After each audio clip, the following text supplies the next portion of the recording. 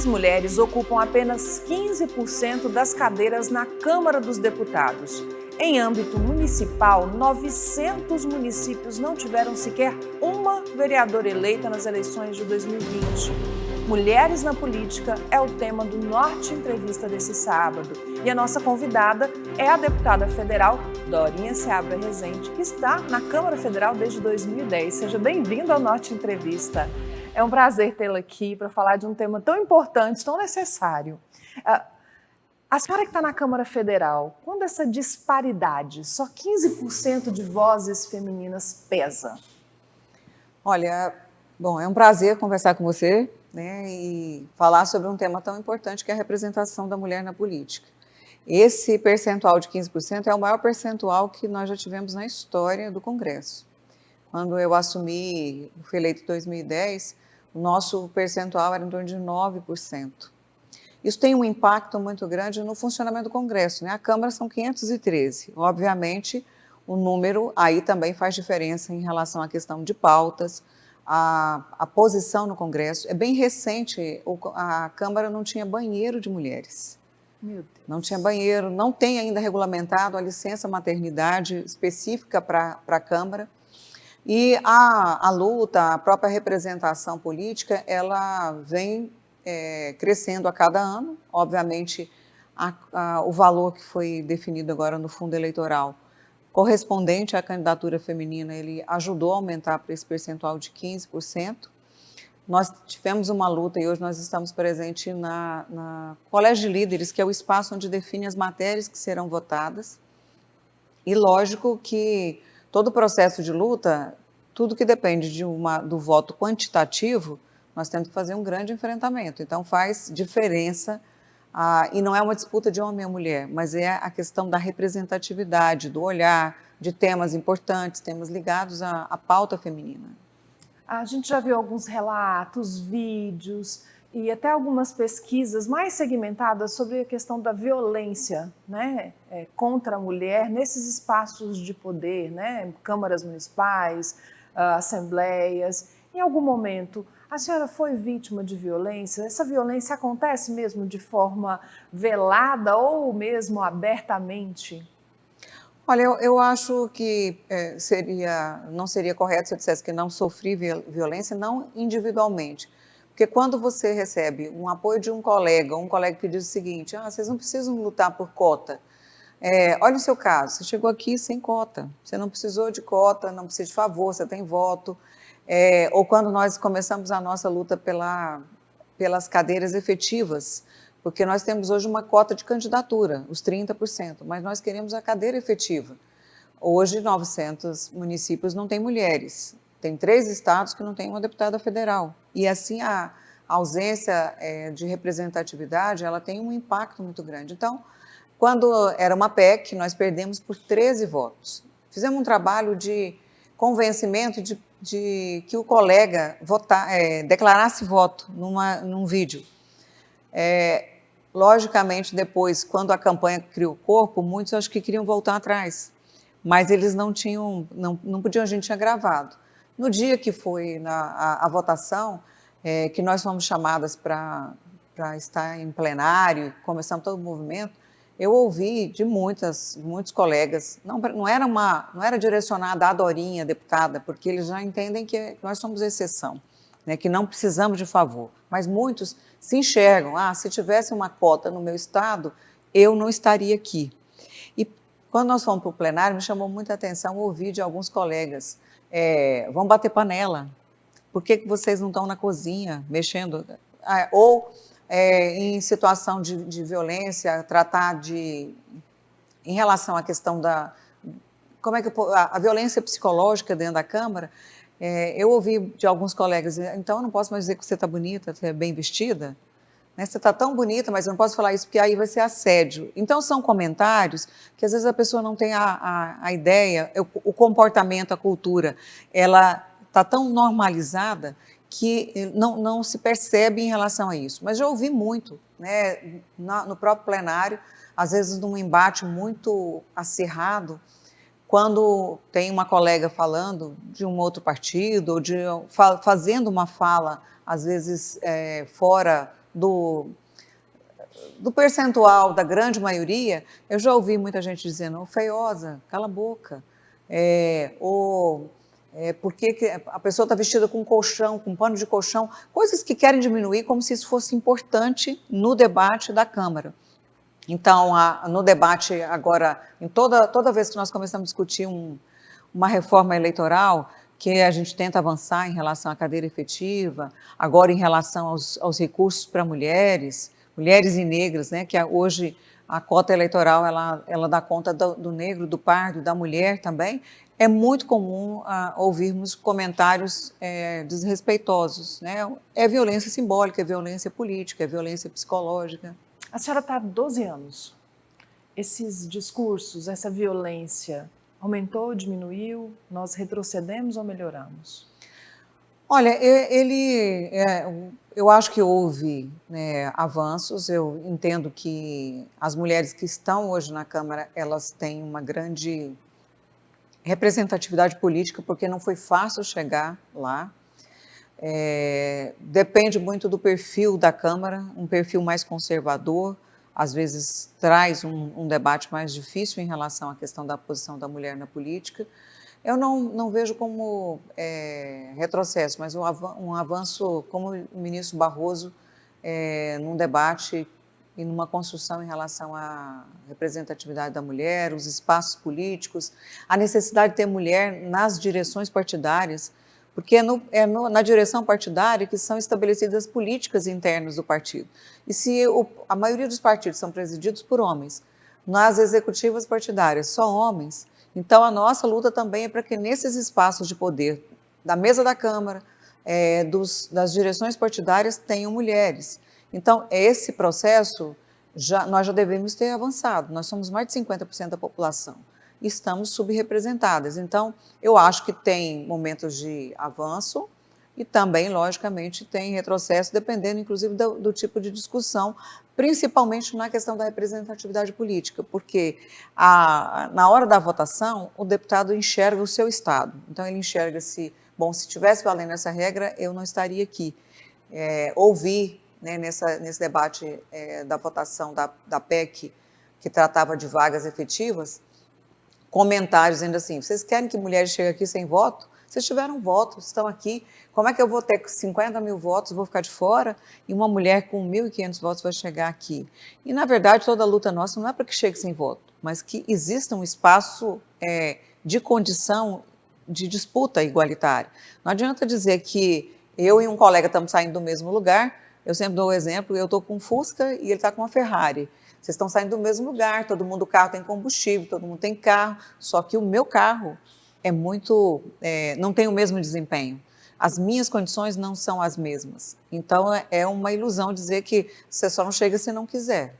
Sim, isso é o que trata um pouquinho a PEC 134, né? Ela trata um pouquinho dessa questão dos 20%.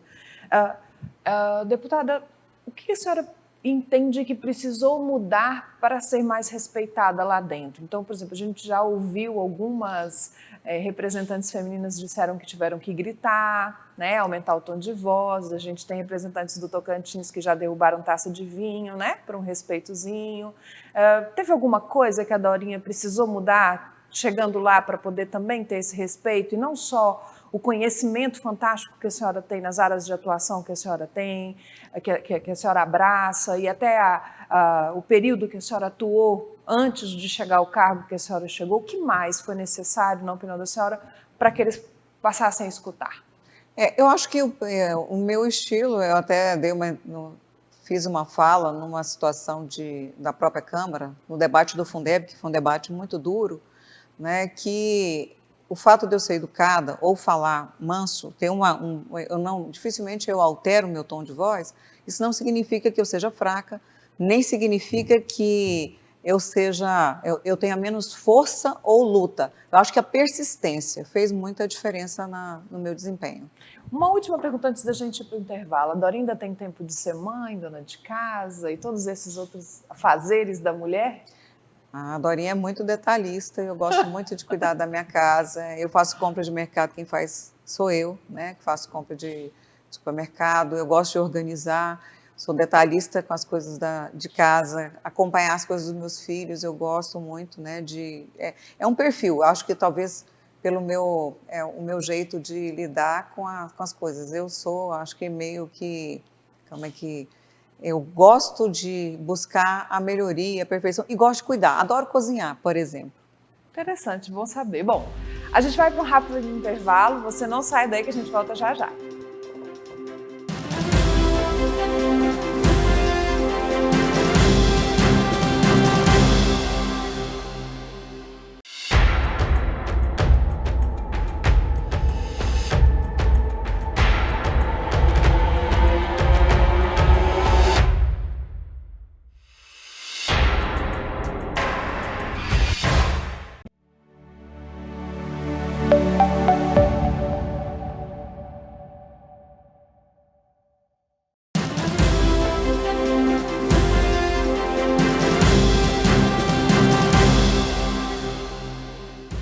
Estamos de volta, obrigada pela sua audiência. Bom, eu volto. A senhora é considerada a mãe do Fundeb, né? Não sei se gosta desse título, enfim, mas que é o Fundo Nacional de Desenvolvimento da Educação Básica e da Valorização dos Profissionais da Educação. Por que esse foco na educação? A gente sabe dessa experiência anterior de secretária de Educação. Quando a candidatura veio, isso já tinha em mente ou foi quando a senhora chegou lá e falou, meu Deus, ninguém aqui está defendendo, deixa eu buscar a defesa aqui da educação? Como é que foi isso? Eu acho que a minha ida já teve essa motivação, porque eu fui secretária de Estado da Educação quase 10 anos, e eu nunca pensei em disputar a política, não era uma coisa, aliás, até eu tinha uma certa resistência a lidar com a questão da política. E tinha muitas sugestões, por que não se candidata? Até porque tinha um histórico, a Nilmar era deputada, prefeita, né? Tinha mulheres que tinham ocupado posição, a senadora Cátia Abreu e outras mulheres que também ocuparam posição de destaque. Mas o que eu enxerguei quando entendi que podia defender a educação, e eu busquei a eleição com essa motivação, ia ser discutido o Plano Nacional de Educação, na outra legislatura, a revisão da LDB. Então eu tinha temas que entendia que dentro do Executivo eu conseguia avançar muito, mas muitos temas eles eram tratados, precisavam ser mudados no Legislativo. Então eu comecei e fui com esse objetivo de lidar com a educação. Hoje consegui ocupar um espaço de grande interlocução na Câmara, como uma referência suprapartidária em qualquer debate com partidos de centro, de esquerda, de direita pela educação. O que eu tive que mudar foi lidar com outros temas, porque o Estado do Tocantins, nós somos só 8 deputados federais. Então, eu não tinha permissão de lidar só com a educação. Eu comecei a conhecer outros temas, me relacionar com temas muito fortes na área da saúde, segurança pública, que eu não tinha nenhum conhecimento, eu tinha um conhecimento como cidadã, como parceira na educação, que nós tínhamos programas, PROERD, outros programas de combate ao uso de drogas, a Polícia Militar do Tocantins tem um papel, tem uma boa imagem e uma parceria muito boa com as escolas, as fanfarras, desfiles, a questão da segurança no espaço escolar. O que eu tive foi que lidar com outros temas, até porque pelo meu perfil de grande dedicação, de tentar fazer da melhor forma o meu trabalho, eu comecei a discutir outros temas. Então a educação continuou sendo a minha chave principal, a área principal de atuação, mas faço parte de comissões de outras áreas, né, a Seguridade de Saúde, que trata da área social, da área da saúde, pessoa com deficiência, a questão da mulher, esporte, e assim, tráfico de pessoas, né, que nós temos um caso de um filho da professora Zumira de Porto Nacional, que fez parte, né, infelizmente ela até hoje não recuperou o filho dela. Eu entrei na comissão do tráfico humano motivado por essa questão e me inteirei de um mundo, infelizmente, muito presente ainda no nosso país, do tráfico de pessoas, do uso, né, de crianças, de jovens, inclusive indo para o exterior, ou motivada por carreiras que tinham um selo, né, para levar jovens para o mundo inteiro. Então, o mandato me fez conhecer outras áreas e me dedicar a elas. A senhora destinou para a educação básica mais de 225 milhões para a construção de creches, escolas, aquisição de equipamentos. A aplicação desse recurso é fiscalizada pela senhora? São áreas ainda muito deficientes aqui no Estado também, através das emendas parlamentares? A emenda parlamentar, logicamente, quando ela é para um ente federado, né, da União, caso dos institutos federais, da universidade, que eu acho que de longe eu sou a parlamentar que mais colocou recursos na Universidade Federal do Tocantins, no Instituto Federal, para construção, para obras, equipamentos, para creches e escolas, ônibus, né? Então é uma área que eu tenho um grande foco e, logicamente, a minha equipe e eu gosto de acompanhar, saber se foi concretizado o recurso, embora não seja uma tarefa Sua. Porque é recurso público e eu, como parlamentar, entendo que eu tenho que acompanhar. Mas, lógico que tem outras instituições definidas constitucionalmente para esse monitoramento. Então, mas eu acho que é muito importante. Colocar o recurso para um órgão ou para uma ação significa cumprir parte da minha responsabilidade. Mas aquele recurso só tem efetividade quando ele vira obra, quando ele está a serviço da comunidade. Hoje, uma das maiores lutas que eu tenho travado, junto ao TCU, ao Tribunal de Contas da União, ao próprio Ministério da Educação, são as creches e escolas inacabadas. Houve uma época que no Tocantins tinha mais de 74 creches, inacabadas. Significa numa cidade, você pegar aquela cidade, as crianças estão estudando em salas alugadas de uma casa, e no meio da cidade tem lá o dinheiro público, que foi colocado para construir uma creche e a creche não concluiu. Essa creche, ela precisa ser concluída. Um ginásio de esporte inacabado é como se a gente pegasse o dinheiro do povo e tivesse rasgado um pedaço, está ali, ele não serve nem para a União colocar em outra área e nem serve à população. Então, acho que a fiscalização, o acompanhamento, recente nós tivemos uma grande vitória, que é em relação a essas creches inacabadas, que tinham tomada de conta especial, que o TCU fica anos e anos, até por ser um processo demorado, mas não liberava para conclusão. Agora nós conseguimos separar o procedimento das contas, se tem responsabilidade, se teve desvio ou não, ele vai seguir, cada um vai responder pelo que fez. Por outro lado, o governo federal vai permitir que a obra seja concluída. Não tem sentido ficar 10 anos, 11 anos, 20 anos, 15 anos com uma obra paralisada. Ainda tem muito a ser feito na Câmara? Assim, claro, de benefícios para o Estado. Tem muita coisa para ser feita. Na verdade, eu consegui, ao longo dos anos de mandato, foi mais de R$1 bilhão, eu acho que nós vamos fechar em torno de, esse ano, quase R$1,5 bilhão, para várias áreas. Segurança pública não é diferente. Como eu disse, eu passei a conhecer e colocando bastante recurso para armamento, para equipamento. O Tocantins é um dos poucos estados que não tem um sistema de identificação. A identificação nossa ainda é manual. Se você for no Instituto de Identificação aqui, tem uma sala, tem aqueles arquivos de aço com as fichinhas com as nossas digitais.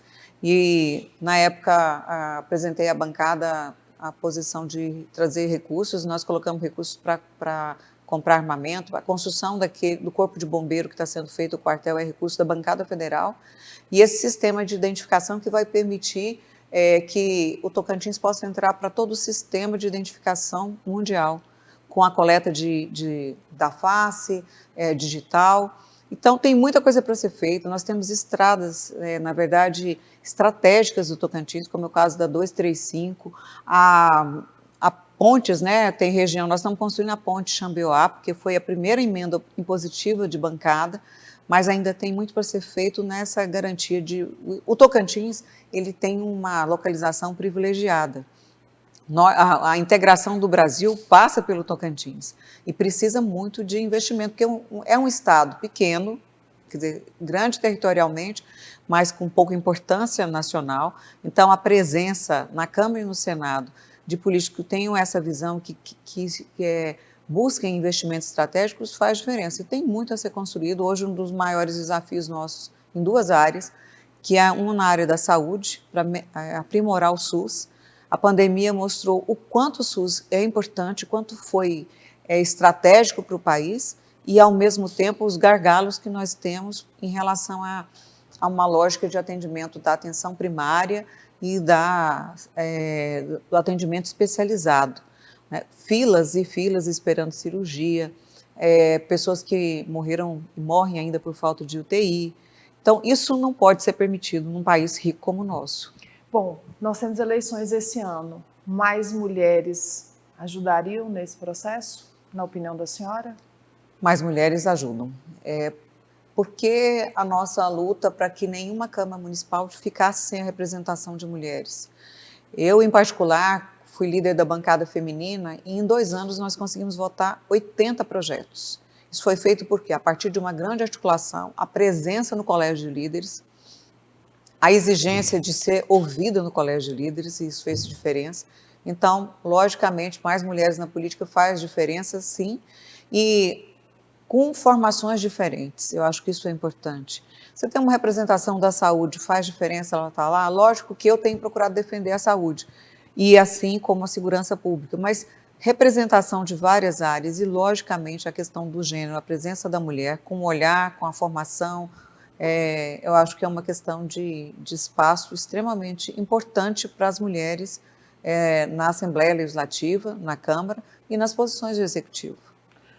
Muito obrigada, deputada, pela entrevista, por participar aqui do Norte Entrevista. Espero tê-la aqui outras vezes. Será um prazer e, logicamente, é a minha responsabilidade prestar conta, mas também conversar, né, sobre o meu estado. Obrigada, e a você, muito obrigada pela audiência. Até o próximo sábado.